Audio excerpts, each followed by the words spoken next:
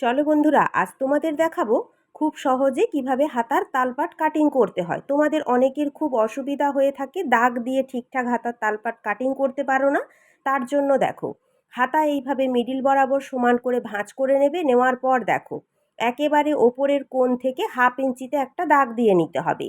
নেওয়ার পর দেখো, ওই 1/2 ইঞ্চি কাপড় ধরে একেবারে ওপর থেকে মুহুরি পর্যন্ত এইভাবে ফোল্ড করে নিতে হবে। 1/2 ইঞ্চি কাপড় ফোল্ড করে এইভাবে সমান করে ধরে দেখো, সাইডের কাপড়ও এইভাবে সমান করে ধরবে। ধরার পর দেখো, এক্সট্রা যেটুকু কাপড় আমাদের পেছনের, দেখো পেছনের কাপড়টা বড় হয়েছে, ওই কাপড় বরাবর চাইলে এইভাবে দাগও দিয়ে নিতে পারো, না হলে কিন্তু সরাসরি তোমরা কাটিংও করে নিতে পারো। এখানে যতটা কাপড় বেশি হবে ততটা কাপড়ই কিন্তু কাটিং করে নিতে হবে। এরপর হাতাটা সমান করে ঘুরিয়ে নিলেই কিন্তু আমাদের তালপাট কাটিং কমপ্লিট। হয়তো তোমরা বুঝতে পারছো না, কিন্তু তোমরা এইভাবে কাটিং করতে পারো। খুবই সহজ এবং খুব সুন্দরভাবে কাটিং হয়ে যায়।